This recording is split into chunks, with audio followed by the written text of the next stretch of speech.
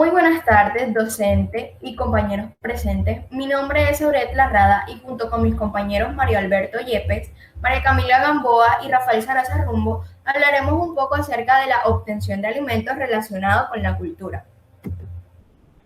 Acá tenemos el contenido que presentaremos en la diapositiva, como lo pueden ver en su pantalla, todo lo relacionado un poco acerca de la obtención de alimentos, empezando por la definición de los alimentos, el medio ambiente y la diversidad cultural, tipos y principales patrones de obtención de alimentos, y de allí se derivan otros temas que a continuación hablaremos. Debemos empezar diciendo que los alimentos, esto tenemos la tendencia de pensar que nuestra alimentación ha permanecido estática a lo largo de la historia, lo que no es así. El consumo de fuente más amplia de energía se tradujo en un mayor desarrollo del cerebro y en el acortamiento del tubo digestivo. Los antropólogos especulan que la aparición de estas prácticas coincidió con la emergencia de conductas sociales, entre ellas la carencia de grupos y la adaptación de estrategias para evadir predadores. Ellas aumentaron considerablemente la eficiencia de obtención de alimentos. Como primer tema tenemos el medio ambiente y la diversidad cultural. Al considerar el efecto del medio ambiente sobre la cultura, incluyendo los patrones de subsistencia, obtención de alimentos, podemos decir que el medio pone límites y brinda posibilidades, pero no determina la cultura. Cada medio ambiente ofrece algunas alternativas y aún dentro de áreas culturales, la variación siempre existe. El nivel de tecnología también es un factor de decisión en la utilización de un medio ambiente en particular. Para explicar el factor de subsistencia de una cultura se deben tener en cuenta los siguientes aspectos. Primero tenemos la naturaleza de una zona ambiental, la variación de la misma, los campos estacionales, los grupos sociales, el nivel de tecnología, la historia y difusión cultural y las configuraciones y variaciones culturales. Como segundo tema tenemos las zonas ambientales y los sistemas de obtención de alimentos y la variación estacional y la respuesta cultural. Las zonas ambientales y los sistemas de obtención de alimentos. Principalmente tenemos 6 zonas ambientales. Una de ellas, o la primera de estas, son las praderas, algunas veces llamadas estepas, llanuras o sabanas. Estas áreas que pueden sostener a cazadores y recolectores y también a poblaciones dependientes en la crianza de animales, están habitadas por un 10% de la población mundial. Donde existe alta tecnología, estas áreas pueden ser enormemente productivas para la agricultura. Como segundo, tenemos los desiertos. Las regiones desérticas o áridas integran el 18% del terreno sobre la Tierra, pero contienen solo el 6% de la población. Estas áreas desérticas no tienen en su totalidad la clásica imagen de dunas arenosas y la completa ausencia de agua. Tercero, tenemos las zonas árticas. Estas zonas árticas y subárticas cubren el 16% de la Tierra, pero como es de esperarse, allí solo vive una mínima fracción de la población mundial, menos de un 5%. Y principalmente, pues, su obtención de alimentos se basa en la caza y el pastoreo. La cuarta zona son las zonas de bosques. Estas zonas se caracterizan por lluvias abundantes e impresionante vegetación. Conforman el 10% de la masa terrestre, pero mantienen el 28% de su población. El patrón de subsistencia típico en estas áreas es la agricultura extensa, algunas veces llamada horticultura. La cuarta zona es la zona de bosque tropical. Esta zona de bosque tropical ambiental más hospitalaria para las poblaciones humanas contemporáneas es la del bosque templado. Actualmente, el 43% de la población mundial vive en estas zonas.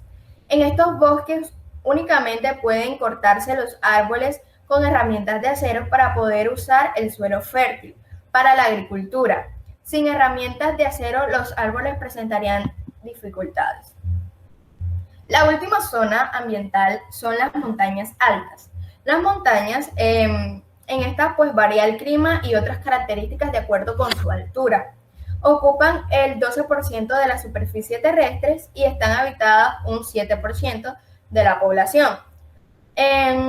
Su medida principal de obtención de alimentos pues es el pastoreo y la agricultura extensa. Tercero, la variación estacional y la respuesta cultural. Debido a la variación climática, obviamente, los recursos alimenticios varían en la disponibilidad y en la abundancia en diferentes épocas del año. En medio ambiente local en particular, muchos aspectos de producción alimenticia se reflejan en la variación estacional. Por ejemplo, los cazadores y recolectores son sensibles al cambio estacional, ya que esto afecta a la disponibilidad en la abundancia de la caza y de los alimentos silvestres.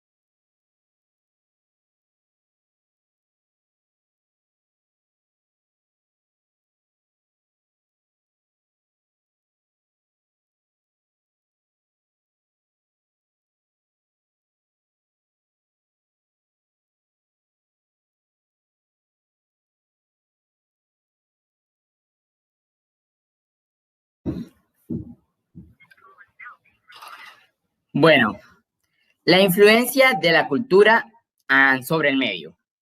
La relación entre el medio y la cultura no es unilateral.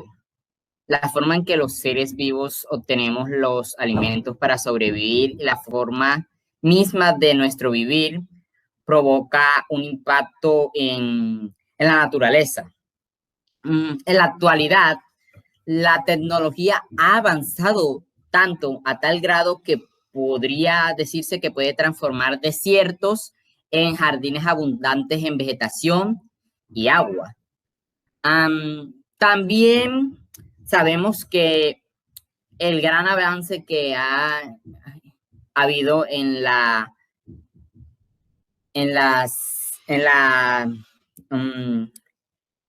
industria y en la tecnología impacta negativamente en el medio ambiente y en el aire en general. Si hablamos de las grandes industrias, las fábricas, los carros y eso, y así.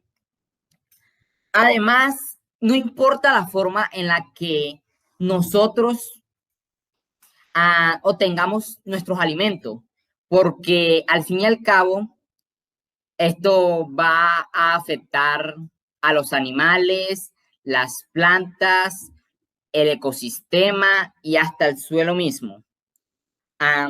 Bueno, los tipos principales de patrones de obtención de alimentos.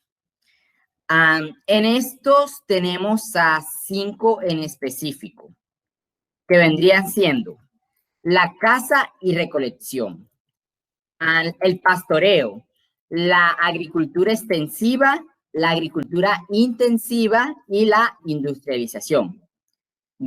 Cabe resaltar que cada una de ellas a través del tiempo ha ido variando y ha habido fusiones también entre estas mismas que acabo de mencionar. Además, estas variaciones y estas fusiones también dependen de la cultura de las personas que estén en ese hábitat y también el ambiente de este, para ver cómo se desarrollan estos. Yo les voy a hablar de la caza y recolección. Bueno, la caza y recolección. Primer punto. Se basa en el alimento en que naturalmente está disponible en el medio ambiente. ¿Qué quiere decir esto? Que los cazadores y recolectores buscan en el propio medio su alimentación para subsistir, ya fuera vegetales o animales que estuvieran cerca del área donde estos están. Segundo punto. En esta estrategia se incluían la caza de presas grandes y pequeñas, la pesca y la recolección de alimentos vegetales. Tal como lo dije anteriormente, estos buscaban su propio alimento, o sea, no lo producían, lo obtenían del mismo ambiente, de lo que encontraran. Y pues en esto sucede algo muy curioso, ya que la distribución de los oficios de esta comunidad estaba como que en un ámbito de género. ¿Por qué? Porque la caza de animales era específicamente para los hombres. O sea, la caza de animales era realizada por los hombres, mientras que las encargadas de la recolección, o sea, de la recolección de hierbas, vegetales, frutas, tubérculos, todo esto, eran las encargadas las mujeres. Bueno, tercer punto. En el pasado, el 99% de la especie humana se sostenía por la existencia de la caza y la recolección. Ojo ahí. Aquí nos dice algo muy importante, porque se podría decir que en su momento la caza y la recolección fue una estrategia muy importante para la humanidad, pero actualmente esta ya no tiene esa gran cantidad que ejercía anteriormente, ya que actualmente solo 30,000 habitantes del planeta Tierra utilizan esta estrategia. Y pues estas también la utilizan, esto se debe a que normalmente estas personas están en una área marginal o áreas marginales. Cuarto punto. Los antropólogos están interesados en los cazadores y recolectores contemporáneos, ya que este patrón fue una parte importante de los inicios de la historia humana. Bueno, y esto se debe a que actualmente, como lo refería al punto anterior, es muy raro observar la caza y la recolectación como obtención de alimento, ya que ahora en la edad moderna han surgido diferentes estrategias, variaciones de las 5 que ya había mencionado antes. Y pues ellos están muy interesados en ver cómo era esta estrategia, cómo sobreviven con esta estrategia, cuál es la base de esta estrategia y todo esto. Bueno, siguiente. Los esquimales Cooper del Ártico canadiense, una adaptación especializada de la caza. Estos fueron llamados así ya que estos utilizaban herramientas de cobre. Esta comunidad vivió como cazadores en un clima muy extremo por más de 1000 años, algo de admirar. El clima en el que vivían era muy variante, poseía muchas variantes, pero siempre se mantenía como que en el constante frío, único que consta de ese lugar, el Ártico, donde estaban ellos. Las principales fuentes de alimentación de estos eran el caribú, los peces, las liebres, las aves y las focas. Y estas últimas eran muy importantes, ya que proporcionaban una cantidad considerable de alimento. Además de que su grasa la utilizaban como combustible y las pieles que quitaban de esta eran utilizadas para que las mujeres pudieran coser ropa de invierno para toda la comunidad. Bueno, desde finales de mayo hasta noviembre, esta comunidad pescaba y cazaba caribús, utilizando las kayaks, un tipo de arma, por decirlo así.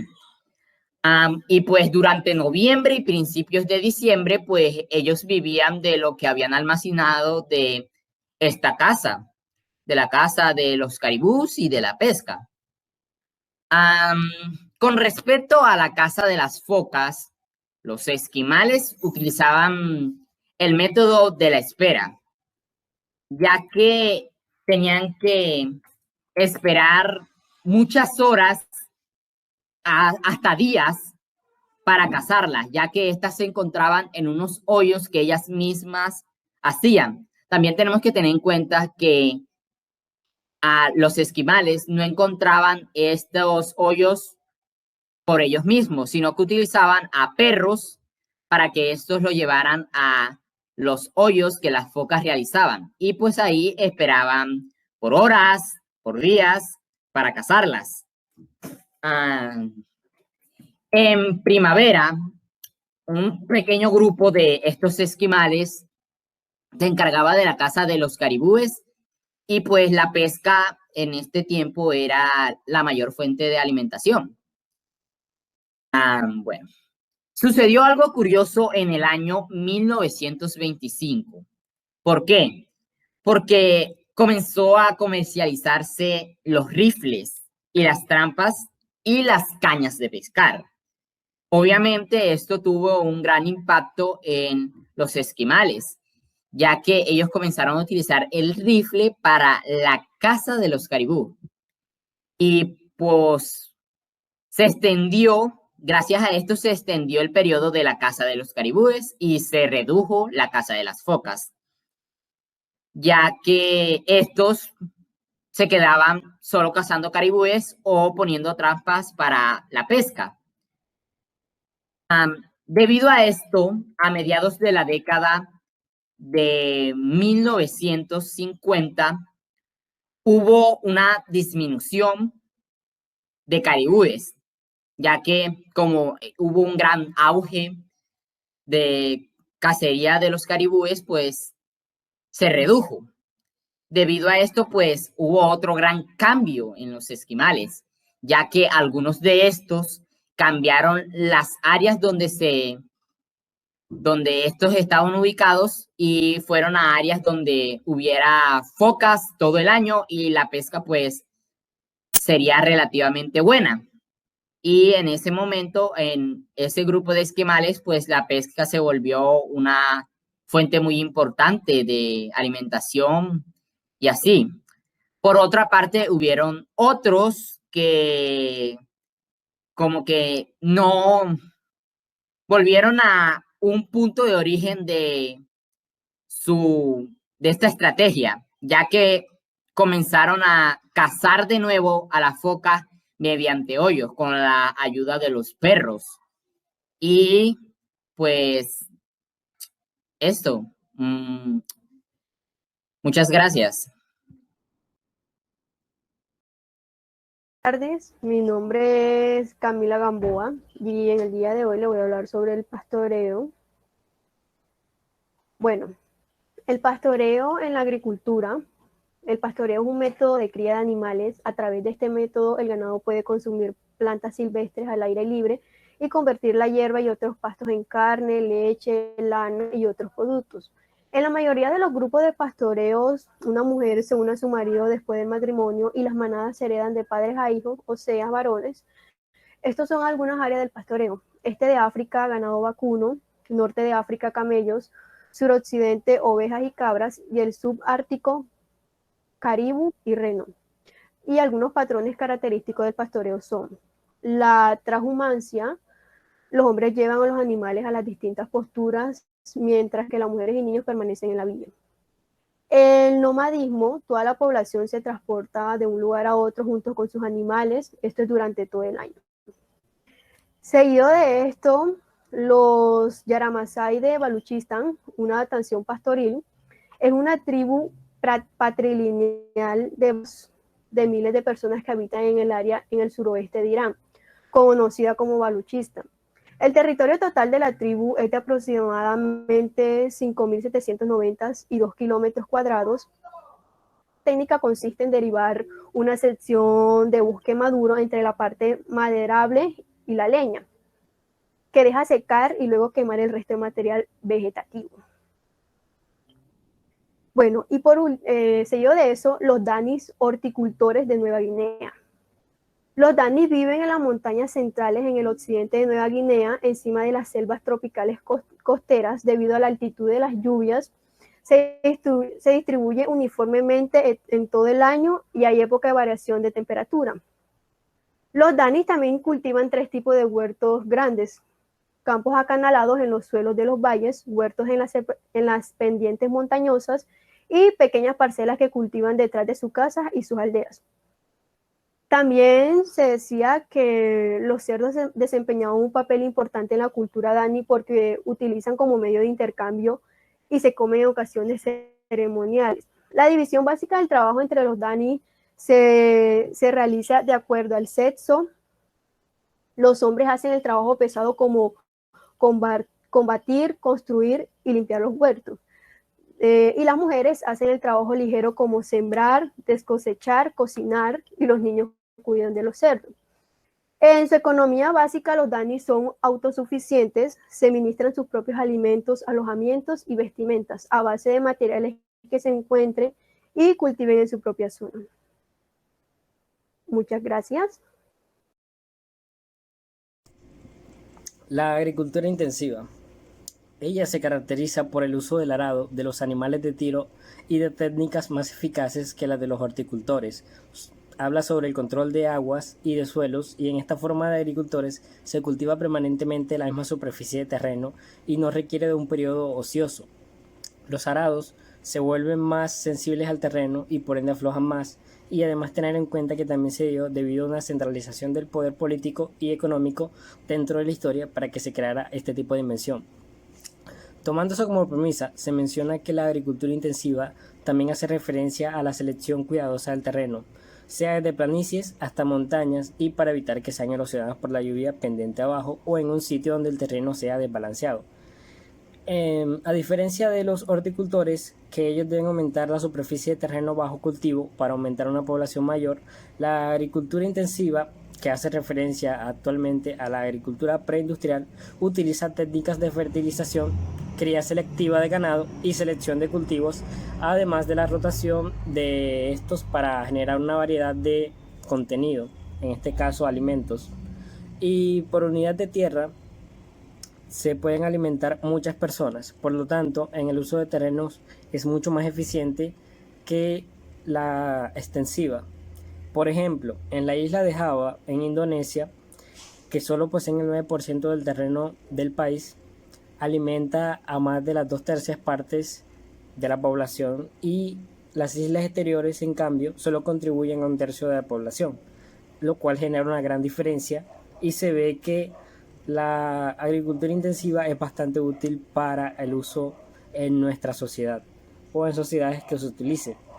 Además, hay que tener en cuenta que la agricultura intensiva va asociada a una vida aldeana estable y formas de organización social, ya sea en las sociedades que se ha visto esto como un surgimiento de ciudades, en las especialidades ocupacionales, la estratificación social y aquellas que surgen de una centralización política y además de un surgimiento de un Estado establecido.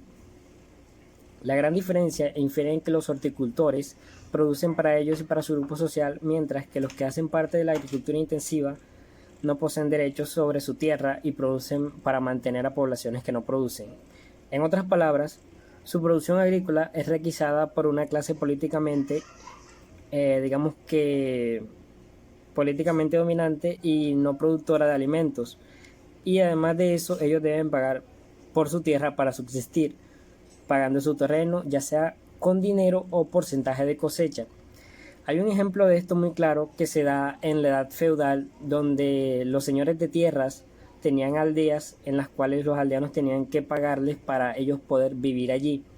Esto hace referencia a la centralización del poder en ese tiempo, donde se da la propiedad privada y se crea este tipo de sistema para que mientras los más poderosos puedan subsistir en el poder y puedan alimentarse, y los demás puedan prácticamente vivir de ello solamente. Bueno, Tepoztlán, una aldea de campesinos en México. Los campesinos de Tepoztlán cultivan maíz, que después se muele para hacer tortillas, fundamento de su dieta tradicional. Su aldea está ubicada en un sitio rocoso, con pendientes pronunciadas y boscoso. En pocas palabras, no es adecuado para la agricultura, y a pesar de eso, el 90% de su población se dedica a la agricultura. No pueden sostenerse con eso de la forma adecuada y siempre viven con el objetivo de aspirar a otras fuentes de ingreso, y muchos de ellos son polifacéticos para el trabajo. Teniendo esto en cuenta, lo ideal en su terreno es que sean propietarios de terreno privado para poder subsistir de una manera mucho más adecuada, pero no todos tienen esa posibilidad. Solo el 36% goza de su propio terreno, mientras que el 64% de la población no tiene tierra, al menos tierra propia. Pero todas las que poseen tienen parcelas solamente pequeñas en comparación al terreno completo. Ellos practican agricultura de roza y quema, además del arado manual y agricultura de barbecho con arado. Bueno, además de eso, se tiene en cuenta que las herramientas básicas de la agricultura del arado son el azadón, el machete, el arado manual de acero o de madera y el hacha. Y pues el ciclo de trabajo de la agricultura con arado consiste en preparar el terreno, sembrar, cultivar y cosechar. Durante las estaciones lluviosas se abren nuevas tierras para la preparación de la siembra del año siguiente, que se realiza con arado de acero. Por ejemplo, un hombre con una sola yunta de bueyes, que significa mantener juntos a dos, en este caso a dos bueyes, puede arar en promedio 1.600 metros cuadrados por día. Y si el tiempo se lo permite, se pueden realizar 2 arados a los campos nuevos, y la siembra general comienza luego de los tiempos de lluvia, y las mejores mazorcas se separan y las conservan para la siguiente siembra. Igualmente en caso de otros alimentos. Y sigue un proceso para subsistir de forma relativamente amena, y que consideran que durante ese tiempo los agricultores cuidan a los animales, cortan madera y además de eso realizan diversas labores, al igual que los campesinos que venden casi todos sus productos de manera local. Prácticamente lo mismo que se cosecha, se produce y demás se vende en la misma aldea. O sea que tienen una cultura de subsistencia prácticamente regional con ellos mismos y con otras, digamos que con otras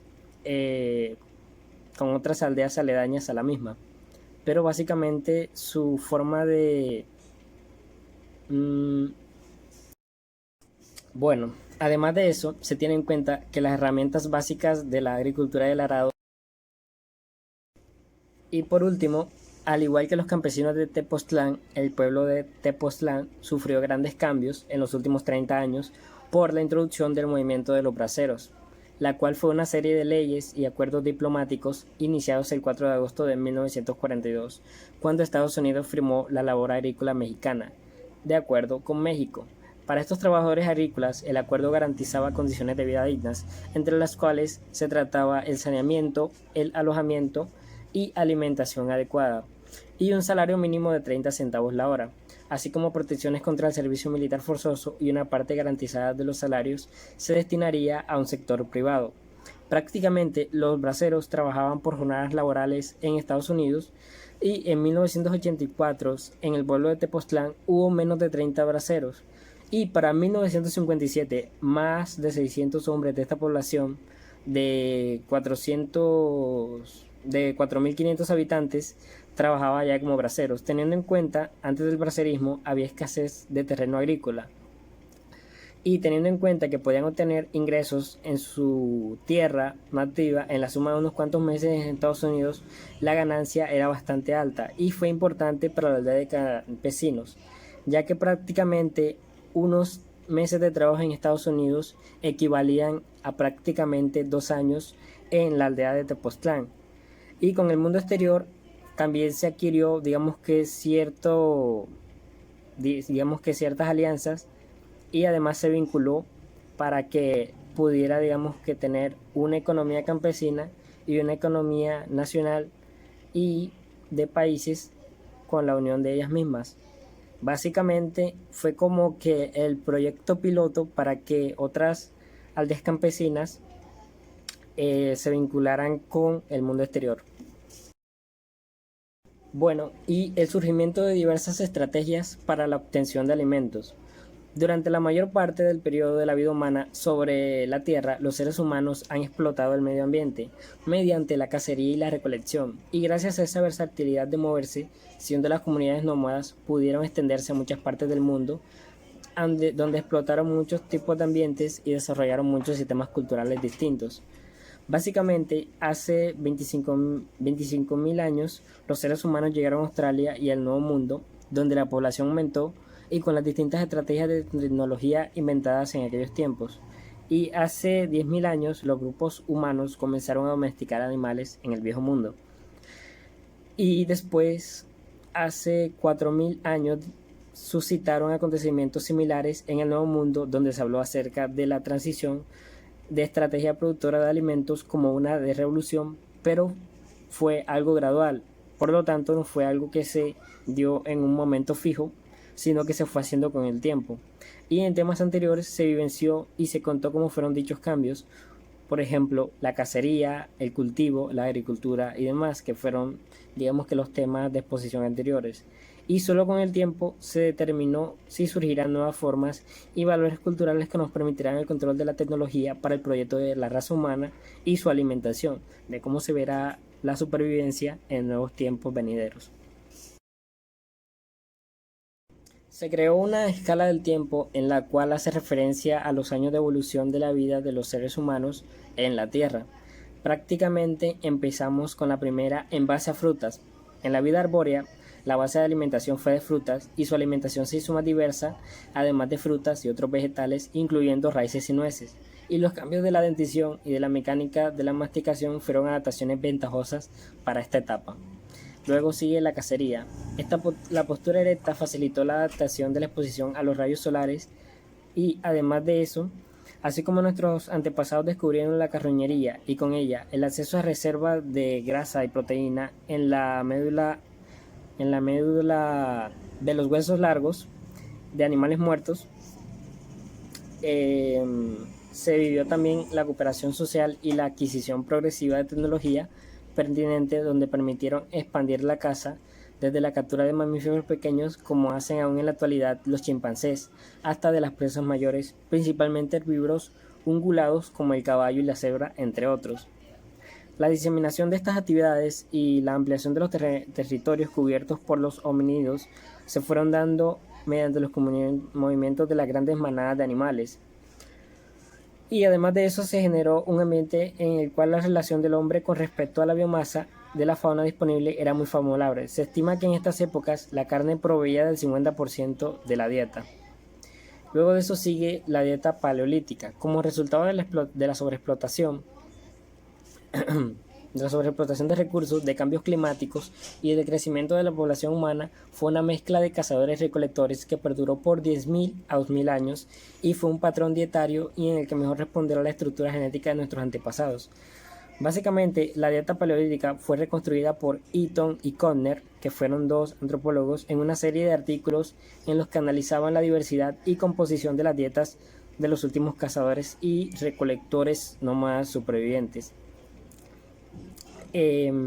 La dieta paleolítica tenía un 37% de la energía derivada de proteínas, un 41% de carbohidratos y un 22% de grasas, pero importantemente tenía una relación de grasas polisaturadas o saturadas y era favorable ya que contenía un contenido de colesterol muy bajo.